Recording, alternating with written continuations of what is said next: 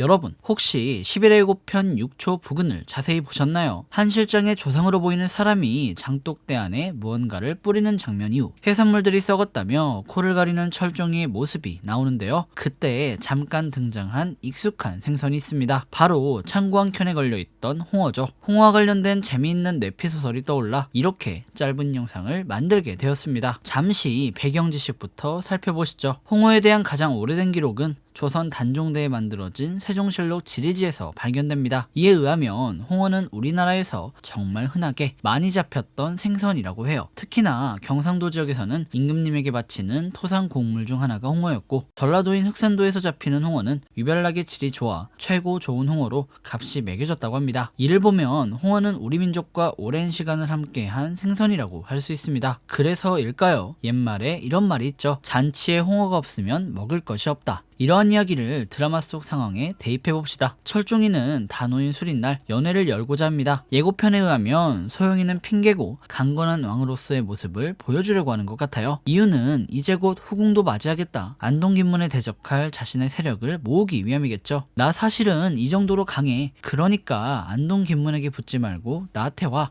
라는 것이죠. 하지만 이를 가만히 두고 볼 안동김문이 아니죠. 한 실장의 조상은 안동김문이 보낸 첩자였을 겁니다. 술인날에 상에 올라갈 음식을 망치라고 사주를 받은 것이죠. 해산물이 썩었다는 11회 예고편의 내용은 냉장고가 없는 조선시대 그들만의 방식으로 보관해 놓은 생선에 한 실장이 어떠한 수를 쓴 듯합니다. 철종이는 백방으로 음식을 구하지만 시간도 부족하고 과연 이게 잘 될 리가 있나요? 아마 여기서 소봉이가 철종이를 도와줄 것이라는 게 제 내피셜입니다. 소봉이는 요리사고 21세기 사람이기에 사키농어의 조리법을 알고 있을 겁니다. 실제 사키농어는 20세기 초반 정도부터 보편화되기 시작했고, 그 이전에는 상태가 좋지 않아 임금님에게 진상하지 못하여 자연스럽게 썩은 홍어를 민간에서만 먹던 걸로 합니다. 즉, 소봉이는 남들이 보기에 썩어버린 버려야 하는 홍어로 그만이 할 수 있는 대체 불가의 새로운 요리, 사키농어 무침이라든가 사킨홍어 회라든가 당시로서는 생각할 수 없는 요리를 만들어 술인날 연회에 위기를 맞은 철종이를 도와줄 것이다 하는 뇌피셜을 써봤습니다. 마지막으로 선공개 영상을 이야기하자면 소봉이가 순원 언니에게 또다시 K뷰티의 신문물을 선물했죠. 이때 후궁책봉 이야기가 나옵니다. 내가 자기 관리를 하느라 후궁책봉은 신경을 못 써, 알아서 잘하고 있지 하는 순원 언니의 대사에 소봉이가 답했죠. 최선을 다하겠다. 음식부터 뷰티까지 완전 소봉이에게 빠진 순원왕후는 소봉이에 의해 어쩌면 철종이의 세력을 키울 수 있는 후궁책봉에 관심이 멀어졌습니다. 음식과 관련된 내피셜도 그렇고 이번 선공개도 그렇고 술인날 연회에 이어 후궁책봉까지 결국 철종이를 도와주는 건 소봉이가 확실한 듯합니다. 이번 영상은 여기까지입니다. 저는 11회 리뷰로 찾아보도록 하겠습니다. 그럼 지금까지 웅궁이었고요. 영상이 유익하셨다면 구독과 좋아요, 알람 설정 부탁드립니다. 그리고 드라마에 대한 여러분들의 생각을 댓글로 남겨주시면 감사하겠습니다.